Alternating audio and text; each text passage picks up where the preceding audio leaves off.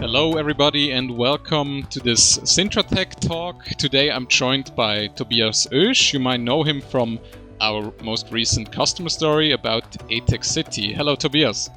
Hello Yannick. So first of all, how are you doing in these strange pandemic times? We're doing pretty fine, although our final project, our final days in the project were a bit Stressful. issued with stressful. Yeah, were a bit stressful. So we recently published a customer use case about this interesting project, ETHEC City. So for those who have not read or seen that story yet, can you give maybe a short introduction about yourself and what the project is? Yes, of course. I am Tobias Oesch. I am studying mechanical engineering at the ETH in Zurich. In the last year, we started this project ETHEC City. I was technical leader in there as we developed an electric motorcycle with a group of 10 people. Mm-hmm. So this motorcycle, we can see it in that story. It has a special type of, you explained the recuperation method, I think, which makes this pretty ingenious. Can you summarize that for people who have never heard of what recuperation actually means? Yes, I can. Well, our concept was built on two hub wheel motors. So we built a motorcycle with an engine in each wheel, with a motor in each wheel.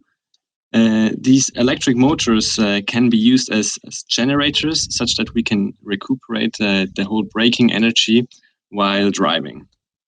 Because motorcycles are usually built with just one electric motor, especially, the electric motorcycles. We wanted to improve this kind of motorcycles, such that we really used two motors.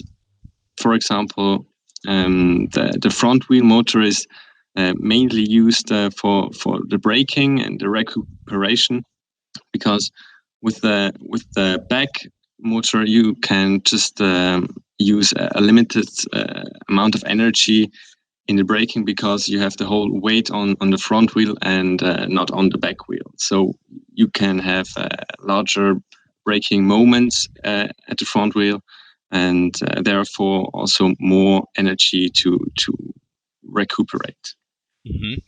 So what's the benefit of that mostly? Would you say, what was the goal? What did you want to impact the most? Was it like battery life or the range of the motorcycle? Well, there were several advantages. One big advantage is to enlarge the range of the motorcycle. With the whole recuperation system, you can build, or you can use smaller batteries, such that the motorcycle becomes lighter and still have a big range to give also the customer much flexibility. Mm-hmm.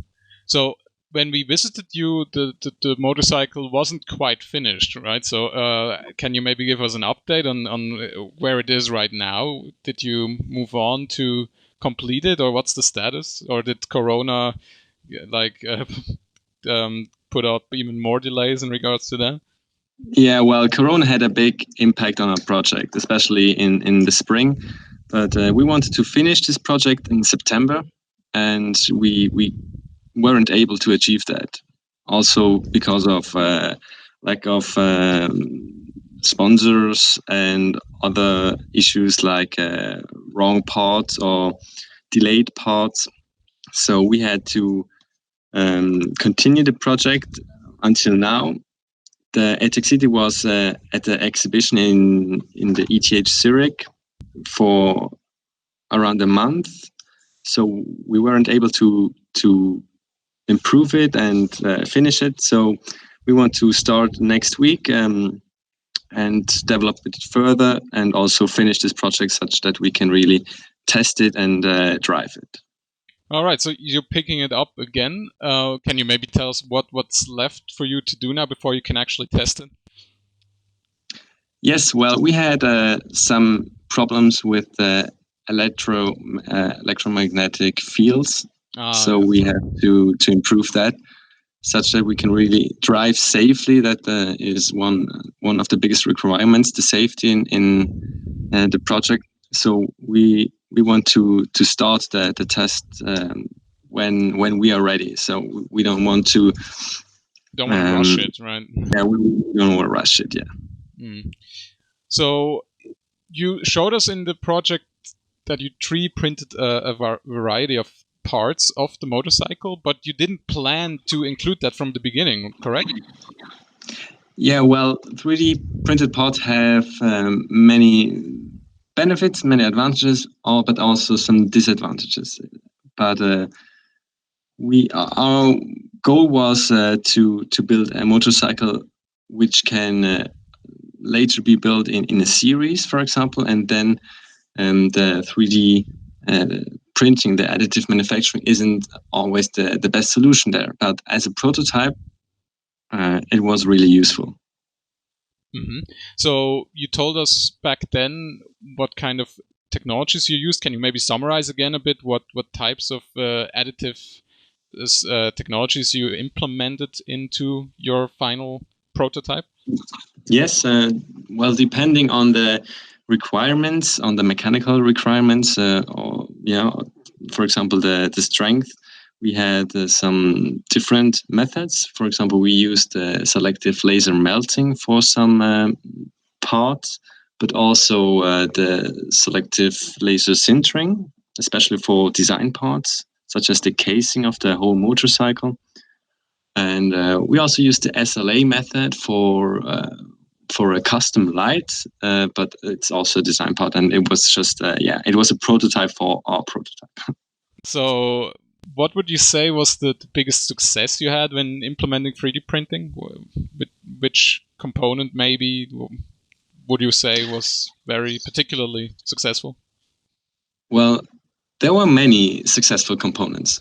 Well, the most of the components were successful. For example, the whole casing, the casing is built out of about 10 or 15 parts, single parts, and it was quite difficult for us to determine the tolerances between the parts. But with the 3D printing, especially the selective laser sintering, it was relatively easy, but we struggled a bit with the thermal warping of the parts. But in the end, we had just 1 or 2 parts which were a bit warped. They were too big or too small, basically, you're saying? Mostly they fitted, but also because we exchanged a lot of information between the manufacturer and our project, so we could talk also with Sintratec, what were the requirements, and also the requirements for the tolerances and the parts, but it wasn't a big problem there. So you're finishing up the project, and you sent us some more parts to print for you, actually, in the past few days. So can you tell us a bit more about what kind of parts these are and what you pretty much need now to finalize the motorcycle? Yes, well, at the end of the project, well, not the real end, but our goal, we had some parts left, so we had to prioritize some parts to really finish the motorcycle. But there are some smaller design parts, especially like the front fender, which we want to manufacture now. So we came to Sintratec to again do this with you. Mm-hmm. So you have like the majority of your casing, I think, is safe to say is printed using selective laser sintering. Can you maybe give us a bit your insight, what you would say is the benefit of using that particular method, and let's say not fused deposition modeling or something like that? Well, the fused deposition modeling is also good, but the requirements for the material aren't that good like we want it to be. So the SLS parts had a bigger strength, so they can resist impacts, and also the especially the casing is used by the driver or other effects like the wind or weather. So the SLS parts were definitely the better solution than FDM parts. Mm-hmm. Did you from the beginning say, let's use SLS, or did you first maybe test other technologies as well and evaluate?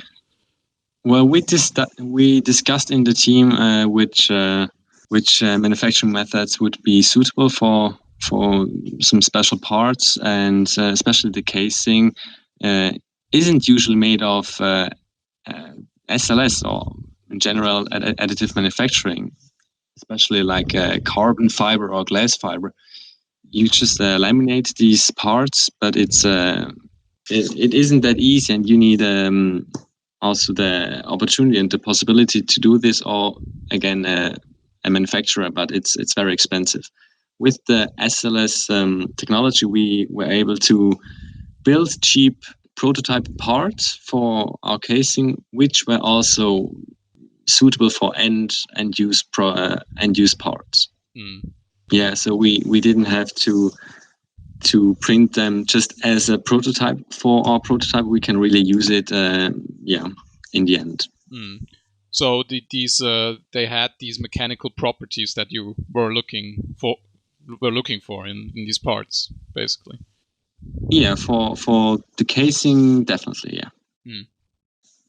Okay, interesting. So one question I have as well about you are a group of students, for those who don't know the project, from the ETH, but I think also when it came to the design of the motorcycle, which is like this awesome futuristic looking vehicle. I think you work together with the ETHEC, how it's called, the art school and product or industrial designers from there. Not really. Well, we work mostly with the FHNW in Basel. Oh, okay. But we had one student from the Sintratec, but the design was mainly part of the FHNW. I'm interested into, let's say, if the implementation of 3D printing methods, if that affected the design choices. You know what I mean? Like, did they maybe gain more freedoms by choosing certain types, or was it the other way around? It was more like they started designing and you found the best solution for that. Exactly. It was more like the second option. They really started designing. They made their concepts, and it took also a lot of time. So they had a half a year to develop these concepts. The students from the FHNW, and then after this half year, we had to discuss them in our team, in the ETHEC City team, how we manufacture these parts, how we manufacture the casing. It was like this way. So we had the parts, we had to search manufacturing methods, and there weren't many options. And especially the additive manufacturing looks very simple and easy for engineers. But there are some struggles with the additive manufacturing, which we didn't realize at first. Can you give an example? Well, as I said, the thermal warping was one part, but also the costs which come with the additive manufacturing. It always seems very cheap, but it isn't. But it has a price, but the requirements and the product you receive is really good. So the price is really fair for the products. So a price to quality ratio that you think that's definitely very good. Yeah, that's definitely good. Yeah, you told us that it was the most cost-effective solution for your prototype and realizing the prototype. So maybe what would you say other people like developing in that sector, developing vehicles, where do you see the benefit of these technologies there? Maybe can you tell us a bit about that? Well, with the additive manufacturing technologies, you gain more degrees of freedom in the construction phase. So you can build complexer parts such that the parts become lighter. And you can also include several parts with several functions into one part. But it's pretty complex to manufacture. But with the selective laser sintering, for example, you are able to manufacture these parts. And so I see a future for these technologies, for the additive manufacturing technologies, in especially also the mobility sector. Interesting. So where do you see ETHEC going then? Like, you are now in the process of finishing it. The last parts are coming, and then you're probably going to test it. Or what are the next steps for that project? Yeah, well, we really want to test it. So many students, they started their master, and they had to go abroad. But we want to keep our team, and we want to finish this project, and also to test it, to drive it, to look what we achieved in the last year. And it's hard to say where this project goes. Well, yeah, especially in these times with COVID-19 and etc. Yeah, so that delayed the whole thing, but it's nice that you still want to finish it. I guess there's a bit of ambition behind it too. Yeah, even though technically, I guess it was your bachelor project, I think, right? It was a part of the bachelor. Yeah, these focus projects. Yeah. So technically, you have that degree now, so you could technically move on without it, right? But you definitely, yeah. But we had so many sponsors which helped us.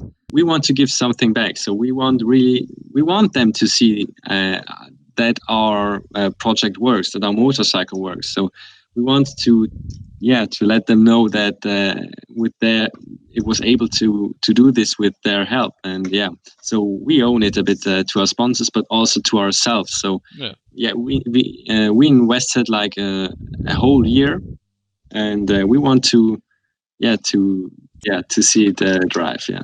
So what would be the plan? You would test drive it somewhere, or is there a concrete plan for that already? Yeah, well, we had many test drives planned, but some technical issues always came along and interrupted everything. So we had to cancel them. But I think we will definitely be able to do this one, or at least once. Yeah. All right.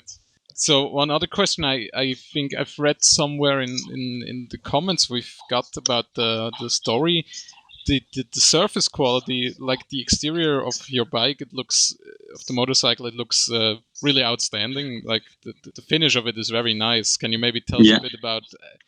I guess you didn't do that yourselves, but can you maybe tell us a bit more about the process? Because that's always a question too. Like, you have these SLS parts that, for example, that are a bit rough, even though they are polished, but to make them look like this, what do you have to do? Yeah, well, this is a real struggle with the SLS parts. So there are many benefits, but this is one big disadvantage, that the roughness of the surface isn't that flat, such that you can just paint it and it looks good. So we had also a sponsor who painted the whole casing, so every SLS part. And they also struggled with it to prepare the parts, and then also to paint them. Also, the priming is a big part of it, and that all without changing the tolerances between the parts. So it's very difficult, and it comes with a big effort. Yeah. Have you heard of the company Dimension? Does that ring a bell to you? Dimension? Yeah. No, I haven't heard it. No. Okay, because they have they produce machinery exactly for that, for like the post-processing of SLS parts, for instance, and coloring as well. It's pretty interesting. That's pretty cool. Yeah. But anyways, let's go back to this motorcycle. So once it has been, let's say, successfully driven, what happens then to the motorbike? Well, we hope that there is a following project, like the focus project we had, such that we can improve that and make a new generation of the ETHEC. The ETHEC CDEs. Do you mean like is then that still continued by you, or is that then like new bachelor students who do their focus project on that? Well, yeah, we have to start our masters one day. So yeah, it costs a lot of time. So we have to gain new members and probably continue this project as we want to. But our team can't be in this project forever. So we have to do our masters, and this it costs time, and you can't do both. Yeah. So you would pass it on, or try to pass it on to the next students who continue, in your eyes, should continue that project, or what would? Yeah. Well, if there's an opportunity, of course, yeah, we will. But it's hard to create these opportunities, and yeah. We'll see. We will see, but we will definitely not give up. Soon. In your ideal world, when you could like define where this project goes, where would you see it going? Like thinking big, like you said in the video as well. You and your team, you want to change the e-mobility of our urban and suburban life. So what's your vision for ETHEC? Well, our vision at the start of the project was to build a motorcycle which impacts the mobility, like the everyday mobility. So we want to reach people in suburbs, in the urbs, to make mobility more sustainable. And it is a challenge, especially in our society, to have a sustainable mobility with respect to the climate change. And in a perfect world, I see our project as like a Tesla for motorcycles. But it's a big dream, Tesla, watch out for ETHEC. That sounds great. Yeah, I'm looking forward to see, and I think everybody who has seen the customer story is looking forward to see where it goes, and maybe even the testing as well, to have like a follow-up on that. We're of course looking forward to that as well from Sintratec as one of the sponsors. Do you maybe want to say a little last words about the project, about your sponsors, maybe that you want to say? Yes. Definitely our sponsors, and especially also Sintratec. I want to thank to all of them. And